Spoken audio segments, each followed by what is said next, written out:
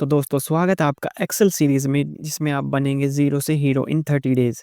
तो आज ही हमारी एक्सेल की 8वीं क्लास है और इसमें हम कंडीशनल फॉर्मेटिंग के बारे में सीखेंगे और इस क्लास के 5 मॉड्यूल्स हैं और ये शीट नंबर 6 पर हमारा डेटा है जिस पे हम ये कंडीशनल फॉर्मेटिंग ट्राई करेंगे।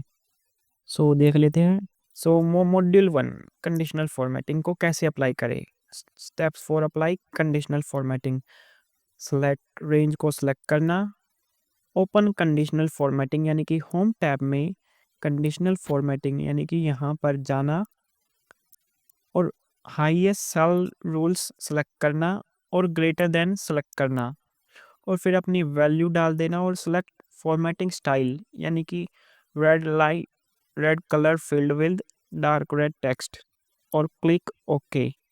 सो हमारी कंडीशनल फॉर्मेटिंग अप्लाई हो जाएगी। तो अब इसका एक प्रैक्टिकल देख लेते हैं। सो इस शीट नंबर 6 पर हमारा डेटा है। सो आप ये देख सकते हो इसमें बहुत सारे कॉलम्स और रोज हैं यानी कि रो आईडी, शिप आईडी। सो हम इसको एक नंबर यानी कि प्रॉफिट के बेस पर शॉर्ट करेंगे। सो हमने इसको कॉलम को सिलेक्ट किया, होम टैब में कंडीशनल फॉर्मेटिंग और हाईलाइट सेल रोज और ग्रेटर देन। सो अब हम इसका एक रूल डाल देते हैं जैसे कि हमें चाहिए कि जिसका भी प्रॉफिट 300 से ज़्यादा हो यानी कि जिसका प्रॉफिट 100 से ज़्यादा हो, ग्रेटर देन 100 और format style red and done. So आप ये देख सकते हो इस रोज में प्रॉफिट 200 से ज़्यादा था, मीन 100 से ज़्यादा था, तो इसलिए ये रेड कलर में आ चुका है। सो अब हम फिल्टर इस कॉलम पर फिल्टर अप्लाई करके देखते हैं कि फिल्टर फिल्टर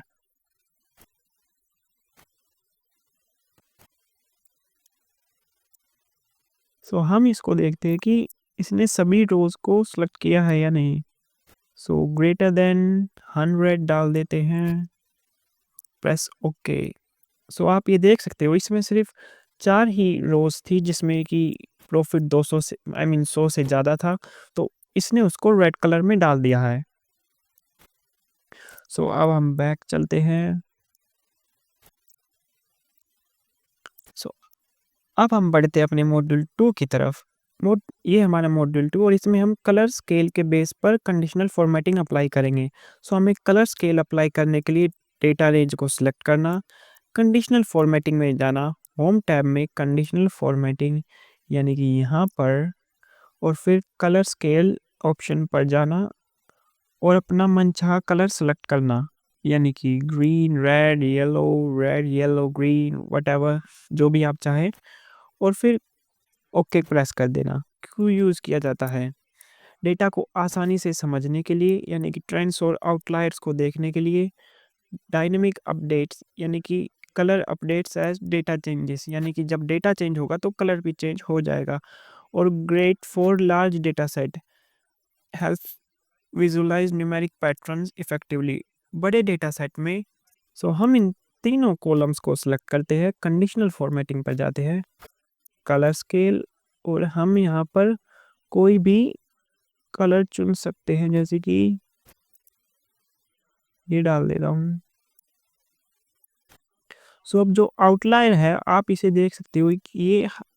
सो हमने इन तीनों कॉलम्स को सिलेक्ट किया, कंडीशनल फॉर्मेटिंग में गए, कलर स्केल्स, और ये कलर स्केल कर लिया और अब आप देखते हैं जो आउटलायर डेटा है वो रेड कलर में और ये हल्के ग्रीन और येलोइश कलर में और ये रेड कलर में। सो आप इससे आउटलायर्स को डिटेक्ट कर सकते हो। सो ये हमारा मॉड्यूल 3 और इसमें हम आइकन सेट यानी कि एरोस, चेक मार्क्स के द्वारा कंडीशनल फॉर्मेटिंग अप्लाई करेंगे। सो आइकन्स अप्लाई करने के लिए डेटा रेंज को सिलेक्ट करना, कंडीशनल फॉर्मेटिंग पर जाना, होम टैब में कंडीशनल फॉर्मेटिंग और आइकन सेट्स पर जाना और डिफरेंट तरीके के आइकन सेट्स में से अपना मनचाहा आइकन सेट सेलेक्ट करना, आइकन सेट कस्टमाइज करना यानी कि मोर रूल्स में जाकर change the icon style and values और क्लिक ओके। ये हमारा शीट नंबर 6 पर हमारा डेटा है। सो हमने ये रेंज सेलेक्ट की, कंडीशनल फॉर्मेटिंग में गए, आइकन सेट्स, और हम ये वाला आइकन सेट्स ले लेते हैं। सो हम कंडीशनल फॉर्मेटिंग पर गए, आइकन सेट्स पर गए, और ये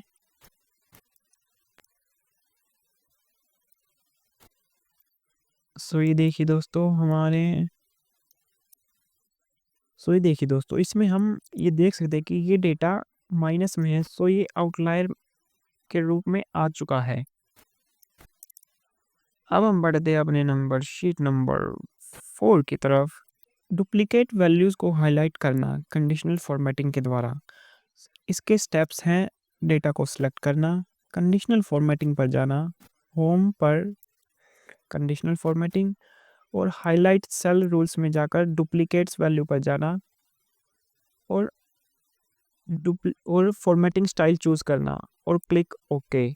और अगर आप डुप्लीकेट्स को रिमूव ही करना चाहते हो तो रेंज को सिलेक्ट करना विद डुप्लीकेट्स, डेटा टैब पर जाना, और क्लिक रिमूव डुप्लीकेट्स, और प्रेस ओके। सो आपका डेटा में से डुप्लीकेट्स रिमूव हो जाएंगे।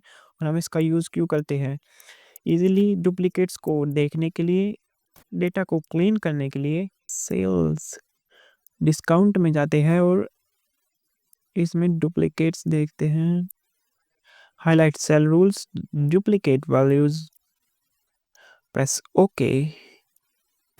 सो इसमें सभी वैल्यू डुप्लीकेट्स हैं। हमें कुछ दूसरा, हम पोस्टल कोड देख लेते हैं।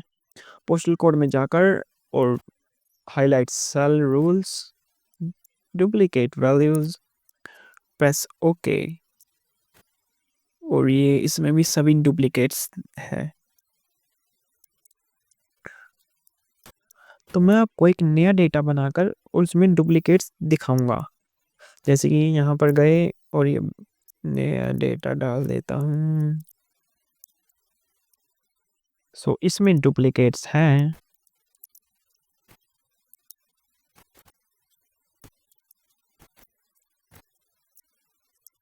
और इसमें भी डुप्लीकेट्स, इसको बदल के 56 कर देता हूँ।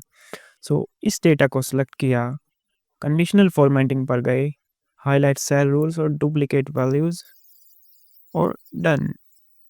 सो हमारे डुप्लीकेट्स थे वो हाईलाइट हो चुके हैं। अब इसमें कोई भी डुप्लीकेट वैल्यू नहीं है। सो अब इसको कंडीशनल फॉर्मेटिंग पर गए, highlight cell rules, duplicate values, done. So इसमें कोई भी डुप्लीकेट वैल्यू नहीं थी, इसलिए ये हाईलाइट नहीं हुआ। सो अब हम बढ़ते हैं अपने लास्ट मॉड्यूल की तरफ, यानी कि कंडीशनल फॉर्मेटिंग को रिमूव करना। सो कंडीशनल फॉर्मेटिंग रिमूव करने के लिए डेटा रेंज को सिलेक्ट करना, होम टैब पर कंडीशनल फॉर्मेटिंग पर जाना और क्लियर रूल्स कर देना, और remove conditional formatting from entire worksheet से, यानी कि क्लिक कहीं पर भी वर्कशीट पर क्लिक करना, कंडीशनल फॉर्मेटिंग पर जाना और क्लियर रूल्स। सो अब हम इसका एक प्रैक्टिकल देख लेते हैं। जैसे कि इस डेटा पर हमारी कंडीशनल फॉर्मेटिंग लगी हुई है। सो मैं खाली इस कॉलम में से, यानी कि डिस्काउंट कॉलम में से कंडीशनल फॉर्मेटिंग को रिमूव करने के लिए कंडीशनल फॉर्मेटिंग पर गया, क्लियर रूल्स, और मैंने रिमूव कर दिया। सो कंडीशनल फॉर्मेटिंग सिर्फ इसी डिस्काउंट कॉलम से ही रिमूव हुई है। अब मैं यहाँ पर शीट पर क्लिक किया, कंडीशनल फॉर्मेटिंग पर गया और clear rules from entire sheets पर क्लिक कर दिया, और ये पूरी शीट में से कंडीशनल फॉर्मेटिंग रिमूव हो चुकी है। सो अब मैं आपको मिलूंगा अगली वीडियो में। तब तक के लिए आप इसे प्रैक्टिस करते रहिए और